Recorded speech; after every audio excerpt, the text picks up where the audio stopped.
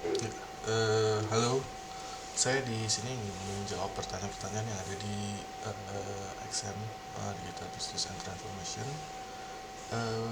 yang terkait dengan studi kasus grup Sehat Hospital Indonesia gitu.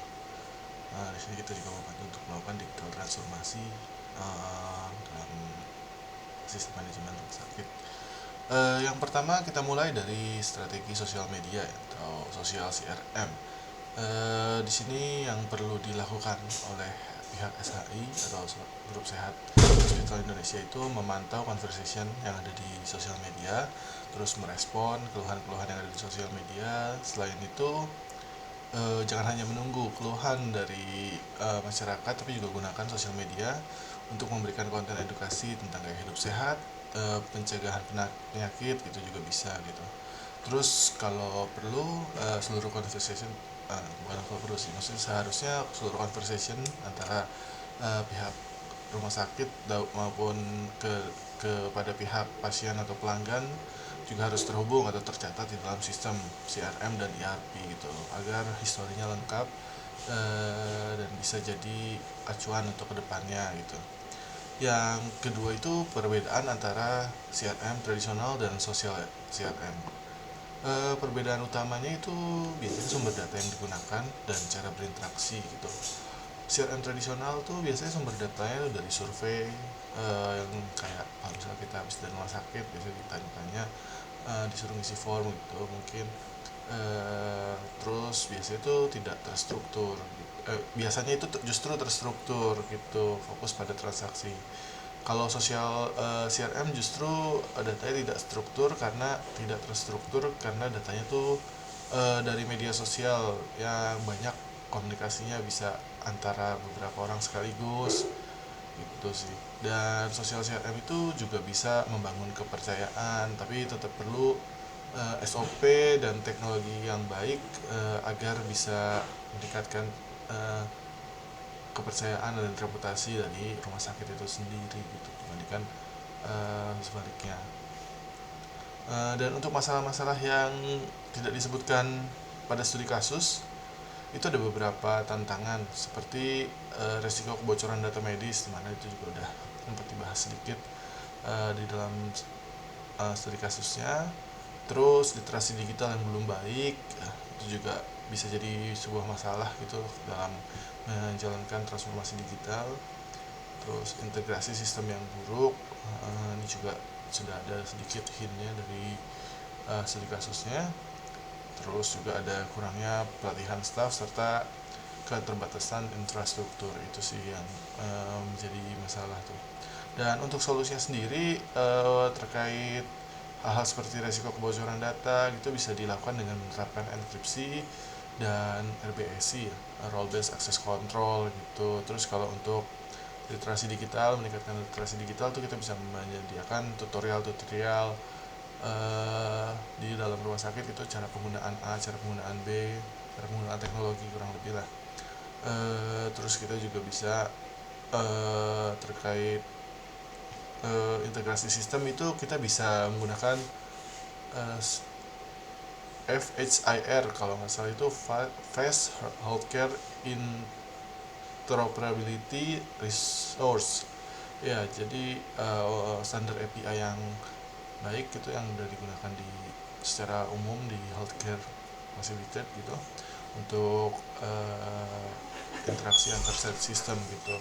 Terus selanjutnya kita juga perlu melakukan melatih staff secara berkala, terus juga bisa menjalin kemitraan gitu dengan pihak-pihak yang menyediakan layanan-layanan terkait infrastruktur yang kita butuhkan. Terkait CKMS atau Customer Knowledge Management System, hal ini penting untuk mendokumentasikan keluhan, saran, dan ide-ide dari customer atau pasien. Terus knowledge ini harusnya bisa diakses oleh semua staff gitu agar masalah serupa yang terjadi di kemudian hari bisa lebih cepat ditangani dan inovasi pelayanan juga terus berkembang gitu. Nah, lanjut ke soal selanjutnya, di mana pertanyaan terkait inventory dan supply chain. Big data itu dapat sangat membantu ya data dari big data dan ERP itu bisa dikumpulkan di dalam data lake, kemudian dianalisis, diprediksi gitu. Kayak misalkan untuk permintaan obat nih atau stok, bisa kita lakukan analytical prediktif analitik prediktif atau analitik preskriptif untuk melakukan tindakan setelah ada prediksi gitu. Seperti contohnya membuat sistem yang bisa otomatis memesan obat kepada supplier ketika obat itu sudah sampai di threshold tertentu gitu. Atau juga bisa untuk melakukan validasi stok dengan menggunakan RFID yang seperti kemarin baru dibahas sama Bapak Elijen juga. Kita tuh bisa mengatur atau menghitung stok berdasarkan RFID yang ada gitu. Jadi kita tempel RFID di produk-produknya, dan jika ada keluar masuk itu akan lebih mudah untuk terdata dengan baik gitu. Terus kita juga bisa melakukan prediksi kadaluarsa gitu dengan menggunakan big data tadi dibantu dengan machine learning. Terus kita juga bisa melakukan keamanan data dengan melakukan enkripsi dan maupun multifactor authentication. Serta juga kita perlu audit log untuk mencari tahu atau mencatat siapa-siapa yang mengakses informasi-informasi yang ada gitu sih. Yang terakhir terkait dashboard, menurut saya Sehat Hospital Indonesia perlu dashboard monitoring yang menampilkan informasi real time terkait stok obat ataupun vaksin, terus juga jadwal dan kinerja dokter untuk memastikan bahwa pelayanan terjalin dengan baik gitu.